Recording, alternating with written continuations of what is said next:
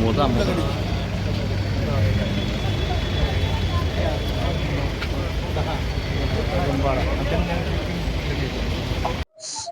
TT जी paper होणार होते महाराष्ट्रामध्ये, सर्वोच्च न्यायालयाचे निर्देश होते की ऑगस्ट शेवटच्या आठवड्यापर्यंत टीईटीची परीक्षा व्हायला पाहिजे आणि त्या दृष्टीने महाराष्ट्र सरकारने उचित पावलं उचलून टीईटी परीक्षा संपूर्ण महाराष्ट्रभर टीचर्स लोकांचे ॲप्लिकेशन्स फॉर्म घेऊन परीक्षा होणार होती.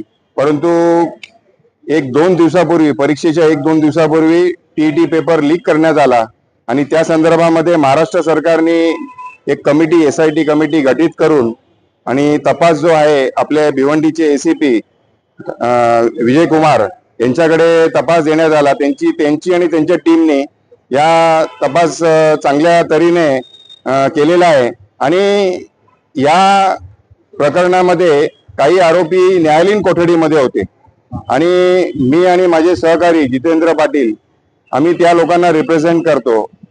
आता नुकतंच केंद्र सरकारने भारतीय नागरिक सुरक्षा संहितामध्ये अमेंडमेंट केलेला आहे. त्या अमेंडमेंट प्रमाणे पोलीस कस्टडी जी आहे ती पहिल्या 40 दिवसामध्ये कधीही तपासिक अधिकारी जे आहे त्यांना वाटलं की अजून नवीन काही प्रकाश पडलेला आहे तपासामध्ये तर ते मागू शकतात.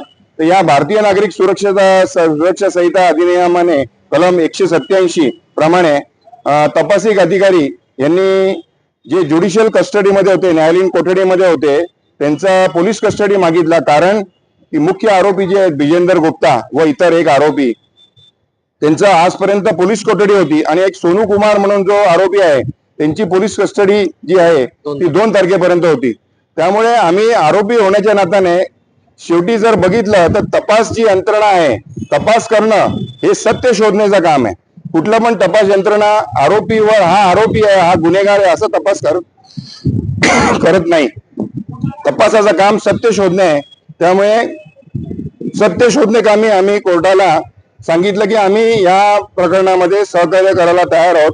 सत्य यावं या प्रकरणामध्ये, टीटीच्या प्रकरणामध्ये. त्यामुळे आम्ही पोलीस कोठडीला आम्ही सहमती दर्शवली आणि माननीय कोर्टाने 3 ऑगस्ट पर्यंत पोलीस कोठडी दिलेली आहे. जे न्यायालयीन कोठडीमध्ये होते त्यांना 3 ऑगस्ट पर्यंत पोलीस कोठडी दिलेली आहे. पोलिसांनी आज जवळजवळ 14 आरोपींना ह्या टीईटीच्या प्रकरणामध्ये भिवंडी न्यायालयामध्ये SM घोडके मॅडमच्या कोर्टामध्ये हजर केलं होतं.